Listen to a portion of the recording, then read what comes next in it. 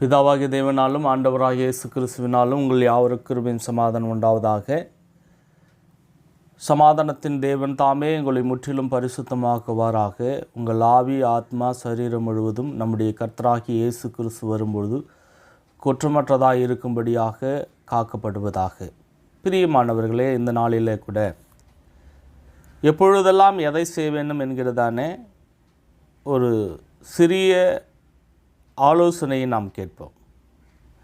எப்பொழுதெல்லாம் செய்வது அப்படின்னு பார்த்தா 1 தெசலோனிக்கர் 5ஆம் அதிகாரம் 16வது வசனம், எப்பொழுதும் சந்தோஷமாயிருங்கள் அப்படின்னு அந்த வசனம் சொல்லுது. இப்போது நம்ம எப்பொழுதுமே சந்தோஷமாக இருக்க நாம் கற்றுக்கொள்ள வேண்டும். நிறைய சூழ்நிலையில் மனிதர் என்ன பண்ணுறாங்கன்னா, தங்களுடைய வேலை நிமித்தமாக கவலைகளினாலே என்ன பண்ணுறாங்கன்னா, தங்களுடைய சந்தோஷத்தையும் சமாதானத்தையும் அவர்கள் இழக்கிறார்கள். பிலிப்பியர் 4:4 சொல்வது, எப்பொழுதும் சந்தோஷமாக இருங்கள், கர்த்தருக்குள் எப்பொழுதும் சந்தோஷமாக இருங்கள். அப்போ இன்றைக்கு நம்ம அந்த சந்தோஷமாக இருக்கிறதான ஒரு சூழ்நிலையை நாம் மறந்து விடுவர்களாக இருக்கிறோம். சில பேர் பார்த்தோன்னா எப்போ பார்த்தாலும் என்ன பண்ணுறாங்க, எனக்கு அது சரியில்லை, இது சரியில்லை, எனக்கு அந்த பிரச்சனை, எந்த பிரச்சனை, வியாதியினுடைய பலவீனம், என்னுடைய வீடு ரொம்ப வறுமையில் இருக்கிறது, ஏதோ ஒன்றை அவர்கள் சொல்லிக்கொண்டு தங்களுடைய சந்தோஷத்தை அவர்கள் இழக்கிறவர்களாக இருக்கிறார்கள். பிரியமானவர்களே, சில பேர் நிறைய ஆசீர்வாதங்களை பெற்றிருந்தாலும் அந்த ஆசீர்வாதம் மற்றவர்களிடத்தில் அதை சொன்னால் எங்கே இருக்கிறதான அந்த ஆசீர்வாதத்தில் குறைவு வந்துடுமோன்னு சொல்லி நிறைய பேர் தங்களுக்கான ஒரு ஆசீர்வாதத்தை அவர்கள் மற்றவர்களிடத்தில் என்ன பண்ண வெளிப்படுத்துவதில்லை, அதற்கான சந்தோஷத்தை அவர்கள் காணுவதில்லை. இப்போது இன்றைக்கு கூட நம்ம ஒரு தேவன் ஒரு ஆசீர்வாதத்தை கொடுத்திருக்கிறார் என்று சொன்னால் அந்த ஆசீர்வாதத்திற்காக நாம் எப்பொழுதுமே தேவனுக்கு நன்றி சொல்லி அதற்காக எப்பொழுதுமே நம்ம சந்தோஷப்படுவர்களாய் நாம் இருக்க வேண்டும். அப்பொழுது தான் தேவன் என்ன பண்ணுறாருன்னா இன்னொரு ஆசீர்வாதத்தை கொடுப்பார்.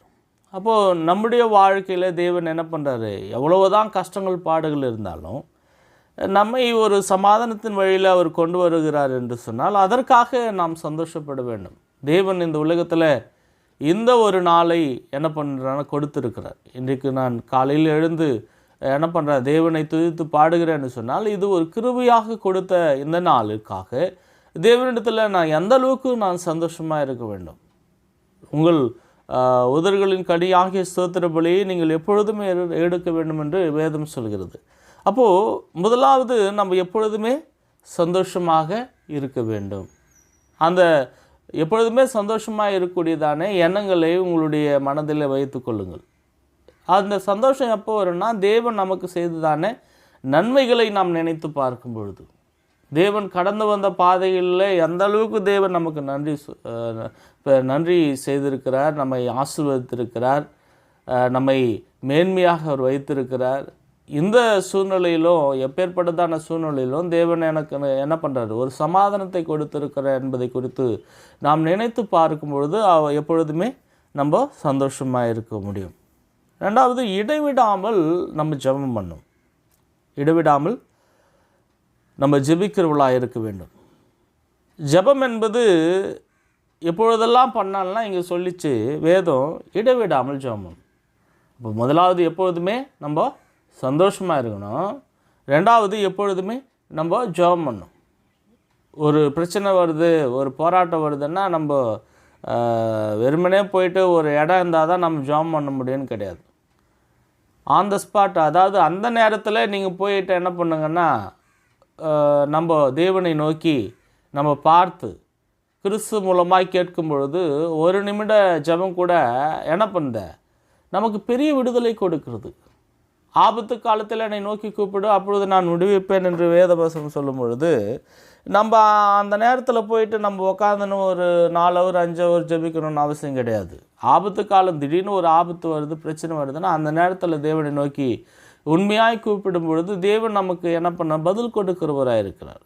எசேக்கியாவின் ஜெபமானது, ஏசாயா அந்த வார்த்தையை சொல்கிறார், வீட்டுக்காரியங்களை ஒழுங்குபடுத்து, ஒரு 40 நாட்கள் அவள் தான் நீ இறந்து போவேன்னு சொல்லும் பொழுது என்ன பண்ணுறாருன்னா, எசேக்கியா உடனே சுவர் பொறுமையாகி திரும்பி, ஆண்டவரே நான் உனக்கு உண்மையும் மன உத்தமாக இருந்தேன் என்னவா, எனக்கு ஏன் இப்படி செஞ்சேன்னு சொல்லும் பொழுது, ஏசையா அந்த வாசலின் முற்றத்தில் செல்லும் பொழுது தேவனுடைய வார்த்தை திரும்பவும் அந்த தீர்க்கதரிசிக்கு திரும்பவும் சொல்லும் பொழுது திரும்பி எசேக்கியாவுக்கு வந்து சொல்கிறார், தேவன் என்ன பண்ணுறாரு, உன் ஆயுசு நாட்கள் இன்னும் 15 வருஷங்களை கூட்டுவேன்னு சொல்லிட்டாரு அப்படின்னு சொல்கிறார்.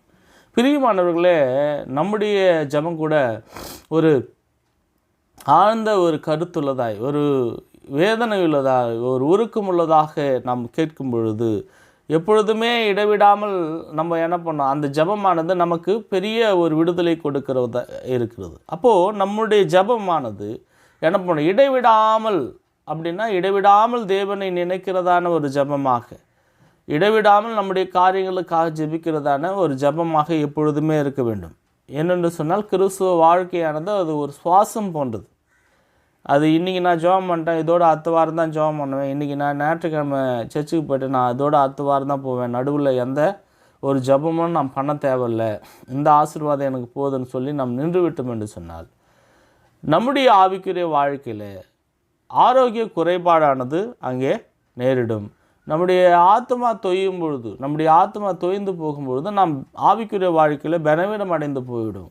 பாவங்கள் நம்மை நெருக்குவதற்கும் சாத்தான் நம்மை சோதிப்பதற்கும் நிறைய வாய்ப்புகள் இருக்கிறது. அதனால் நம்ம என்ன பண்ணோம், இடைவிடாமல் நாம் ஜபிக்கிறவர்களாய் நாம் இருக்க வேண்டும். சங்கீத புஸ்தகத்தில் பார்த்து, கர்த்தரை நான் எக்காலத்திலும் ஸ்தோத்தரிப்பேன். அப்போ சந்தோஷமாக இருக்கணும், இடைவிடாமல் ஜெபம் பண்ணணும், தேவனை நாம் ஸ்தோத்தரிக்க வேண்டும். கர்த்தரை எக்காலத்திலும் நாம் ஸ்தோத்தரிக்க வேண்டும். 18வது அதே 1 தெசலோனிக்கேயர் 5ஆம் அதிகாரம் 18வது வசனம், எல்லாவற்றிலும் ஸ்தோத்திரம் செய்யுங்கள், அப்படி செய்வதே கிறிஸ்து இயேசுக்குள் உங்களை குறித்து தேவனுடைய சித்தமாக இருக்கிறது. இப்போ எல்லாவற்றிலும் நம்ம ஸ்தோத்திரம் சொல்லணும். 2வது, எப்பொழுதுமே நம்ம தேவனை நாம் துதிக்கிறவர்களாக இருக்க வேண்டும். அப்போ தேவனை நாம் துதிக்கிறவர்களாய் நாம் இருக்க வேண்டும் என்று சொன்னால் நமக்கு அந்த நமக்கு முத்திரையாக கொடுத்தான அந்த பரிசுத்த ஆவியை நாம் எப்பொழுதும் துக்கப்படுத்துவர்களாக இருக்கக்கூடாது. அதே 1 தெசலோனிக்கேயர் 5ஆம் அதிகாரம் 19வது வசனம் சொல்கிறது, ஆவியை அவித்து போடாதிருங்கள். இன்றைக்கி நிறைய பேர் என்ன பண்ணாங்கன்னா, ஆவியை அவித்து போடக்கூடியதான ஒரு செயலை செய்கிறவர்களாக இருக்கிறார்கள். பிரியமானவர்களே, இன்றைக்கி 3 விஷயங்களை நம்ம தெரிந்து கொள்ளுகிறோம். முதலாவது விஷயம்னா எப்பொழுதுமே சந்தோஷமாக இருக்கணும். 2வது விஷயம், இடைவிடாமல் ஜெபம் பண்ணணும். எல்லாவற்றிலும் ஸ்தோத்திரம் செய்கிறவர்களாகும். எப்பொழுதுமே தேவனை நாம் ஸ்தோத்திரிக்கிறவர்களாய் இருக்க வேண்டும். தாவீதை பார்க்கிறோம், அவன் எப்பொழுதுமே அவன் என்ன பண்ணான், தேவனை அவன் ஸ்தோத்திரித்தான், தேவனை அவன் புகழ்ந்து பாடினான், எப்பொழுதுமே தேவனை துதிக்கூடியதான ஒரு வாஞ்சி உள்ளவனாக இருந்தான். பிரியமானவர்களே, நம்ம கூட என்ன பண்ணோம், எப்பொழுதுமே தேவனை துதிக்கூடியதான ஒரு வாஞ்சி, உதடுகளின் கனியாகிய ஸ்தோத்திர பலி ஏறிடக்கூடியதான எண்ணங்களும் சிந்தைகளை உடையவர்களாய் நாம் இருக்க வேண்டும். அதுதான் தேவனுக்கு உகந்ததான ஒரு பலி. இன்றைக்கி நிறைய பேர் அதை செய்கிறதில்லை. இப்போது எல்லாமே ஒரு சமநிலையாக இருக்க வேண்டும். சந்தோஷமாக இருக்கணும், இடைவிடாமல் ஜெபம் பண்ணணும், எப்பொழுதுமே தேவனை ஸ்தோத்திரிக்க வேண்டும், வேதத்தை கற்றுக்கொள்வதில் நம்ம நிலைத்திருக்க வேண்டும். எல்லாவற்றையும் நாம் சமமாக நாம் செய்யும் பொழுது சமாதானத்தின் தேவன் 23வது வசனம் 1 தெசலோனிக்கேயர் 23வது வசனத்தில் 5ஆம் அதிகாரம் 23வது வசனத்தில், சமாதானத்தின் தேவன் தாமே உங்களை முற்றிலும் பரிசுத்தமாக்குவாராக, உங்கள் ஆவி ஆத்துமா சரீரம் முழுவதும் நம்முடைய கர்த்தராகிய இயேசு கிறிஸ்து வரும்போது குற்றமற்றதாக இருக்கும்படி காக்கப்படுவதாக. பிரியமானவர்களே, இதுதான் தேவனுக்கு தேவை.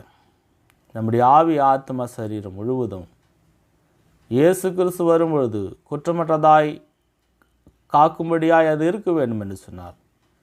இடைவிடாமல் ஜெபம் பண்ணுங்க, எப்பொழுதுமே சந்தோஷமாக இருங்க, எல்லாவற்றிலும் எப்பொழுதுமே நீங்கள் ஸ்தோத்திரம் செலுத்தி தேவனுக்கு மகிமையுள்ள பிள்ளைகளாக இருங்கள்.